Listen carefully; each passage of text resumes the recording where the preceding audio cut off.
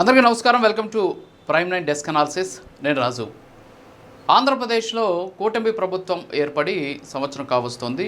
June 4, 2024లో వచ్చినటువంటి ఫలితాలతోటి ఆంధ్రప్రదేశ్లో కూటమి మహాప్రభంజనం సృష్టించినటువంటి పరిస్థితి.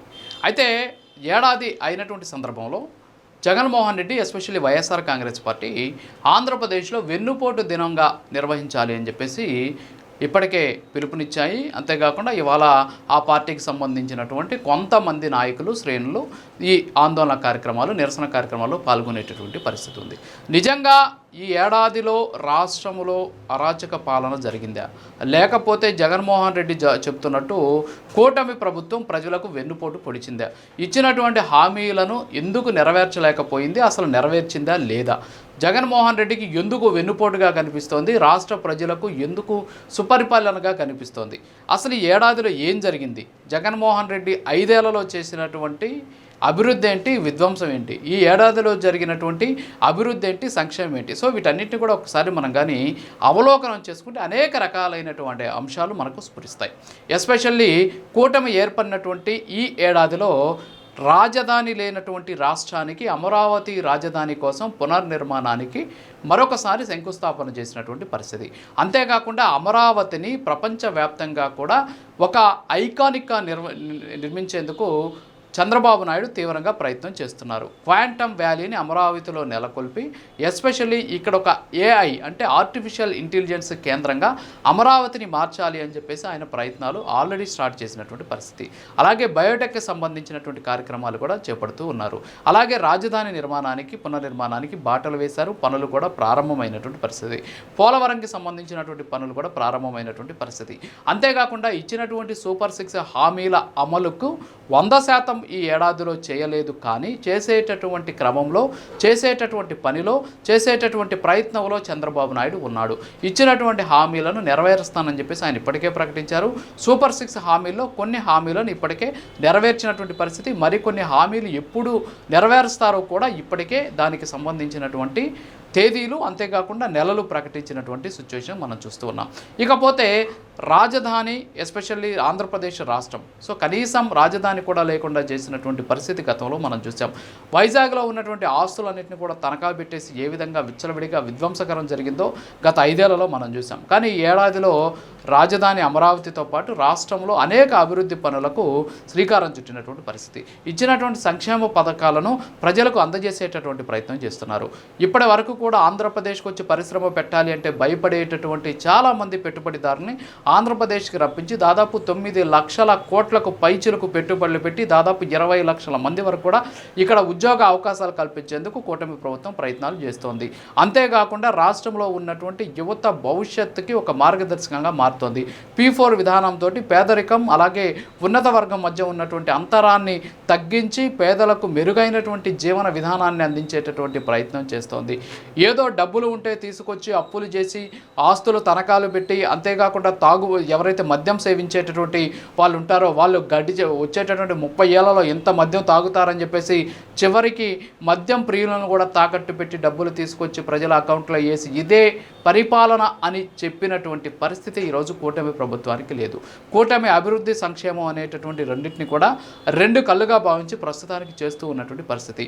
వచ్చినటువంటి తొలి నెలలోనే పెన్షన్లను 1000 రూపాయలకు పెంచి 4000 రూపాయలు ఈరోజు భారీ ఎత్తున 1వ తేదీనే, సెలవు ఉంటే 31వ తేదీనే ప్రజలకు అందజేస్తూ ఉన్నటువంటి సిచ్యువేషన్ మనం చూస్తూ ఉన్నాం. కేవలం దీనికోసమే దాదాపుగా కూడా భారీ ఎత్తున నిధులను ఖర్చు పెడుతూ ఉన్నటువంటి పరిస్థితి. దీంతోపాటు 93 లక్షల మందికి అంటే ఉచిత గ్యాస్ సిలిండర్లు ఇస్తామన్నారు ఏడాదికి 3. అందులో ఇప్పటి వరకు 93 లక్షల మందికి ఈ గ్యాస్ సిలిండర్లను 3 సంవత్సరానికి 3 గ్యాస్ సిలిండర్లని ఉచితంగా ఇచ్చినటువంటి పరిస్థితి మనం చూస్తున్నాం. అలాగే రైతులకు సంబంధించినటువంటి బకాయిలు వాటిని గతంలో 3 నెలలకు కూడా ఇచ్చేటటువంటి పరిస్థితి లేదు. అంటే రైతులు ధాన్యం అమ్మితే, కానీ ఇప్పుడు దాన్ని 24 గంటల్లోనే ఇస్తూ ఉన్నారు. అలాగే 15,000 చొప్పున అంటే తల్లికి వందనం ఈ ఏడాది నుంచే స్టార్ట్ కాబోతుంది. గతంలో జగన్మోహన్ రెడ్డి కూడా ఏదైతే అమ్మఒడి ఇచ్చారో, అమ్మఒడి ఇచ్చినటువంటి నేపథ్యంలో ఆయన మొత్తం కలిపి 3 సంవత్సరాలు ఇచ్చారు. తొలి ఏడాది గెలిచిన ఏడాది ఇవ్వలేదు, ఎలక్షన్ ఏడాది ఇవ్వలేదు, మధ్యలో 3 సంవత్సరాలు ఇచ్చారు. అందులో 1 సంవత్సరం 15,000 ఇచ్చారు, ఒక విద్యార్థికే ఇచ్చారు, ఒక బిడ్డకే ఇచ్చారు.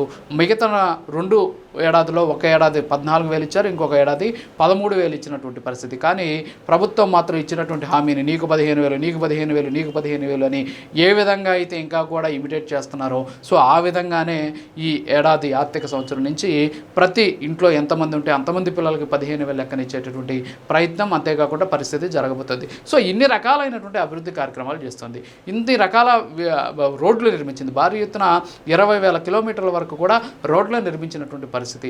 ఈ ఎన్నో రకాలుగా రాష్ట్రాన్ని అభివృద్ధి చేస్తుంది, అంతేకాకుండా సంక్షేమ పథకాలను అందిస్తుంది. అయినప్పటికీ కూడా జగన్మోహన్ రెడ్డికి ఎవరు సలహాలు ఇస్తున్నారో తెలియదు, ఆయన ఎవరు ప్రోత్సహిస్తున్నారో తెలియదు, ఎవరు వెన్నుపోటు అని చెప్పారో తెలియదు. అంటే అసలు వెన్నుపోటు అనేటటువంటి మాట ఆయన ఎందుకు తీసుకున్నారో తెలియదు, అసలు ఏ విధంగా ఆయన ముందుకు వెళ్తున్నారో కూడా అర్థం కానటువంటి పరిస్థితి. సో ఒక రకంగా చెప్పాలంటే ఇది ప్రజా తీర్పుని అగౌరవపరిచినట్టు. ప్రజలు గత ఏడాది అంటే సరిగ్గా సంవత్సరం క్రితం 164 సీట్లను ప్రస్తుతానికి ఉన్నటువంటి కూటమికి కట్టబెట్టినటువంటి పరిస్థితి. మరి ప్రజా తీర్పును గౌరవించాల్సినటువంటి బాధ్యత ప్రజాస్వామ్యంలో ఉన్నటువంటి ప్రతి పార్టీకి ఉంటుంది, ఆ పార్టీని నడిపేటటువంటి అధినేత కూడా ఉంటుంది.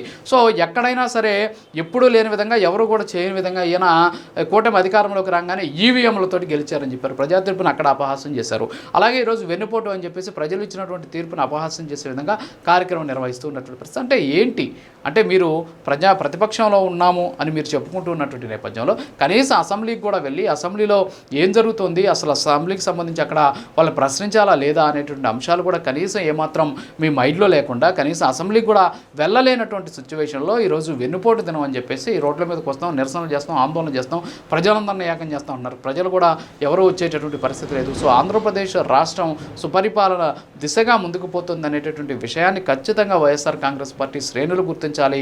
ఎక్కడో ఏదో జరిగింది, 1-2 అంశాలను తీసుకొచ్చి ఏదో వెన్నుపోటు జరిగేసింది గడిచిన ఏడాదులు, అంటే మీరు అధికారంలోకి వచ్చినటువంటి 2019లో తొలి ఏడాది ఏం చేసామనేది ఒక్కసారి నిజంగా గుండెల మీద చేసుకుని నెత్తి తెచ్చుకుంటే వాస్తవాలు వెలుగు చూసేటటువంటి అవకాశాలు ఉన్నాయి. సో ఈరోజు ఆంధ్రప్రదేశ్ రాష్ట్రంలో సంక్షేమము, అభివృద్ధి రెండు కూడా పరుగులు పెడుతూ ఉన్నటువంటి పరిస్థితి. పరిశ్రమలు వస్తున్నాయి, పెట్టుబడులు వస్తున్నాయి, భారీ ఎత్తున ఉద్యోగ అవకాశాలు వస్తూ ఉన్నటువంటి నేపథ్యంలో అవన్నీ కూడా కళ్ళు తెరిచి చూసి ఆ తరువాత వెన్నుపోట సుపరిపాలన అనేటటువంటి దానికి ఒక కన్క్లూజన్కి వచ్చి అప్పుడు నిరసన కార్యక్రమాలు చేస్తే బాగుంటుందని తెలియజేసుకుంటూ ఇది వాళ్ళ డెస్క్ అనాలిసిస్. మరో అనాలిసిస్లో మళ్ళీ కలుద్దాం.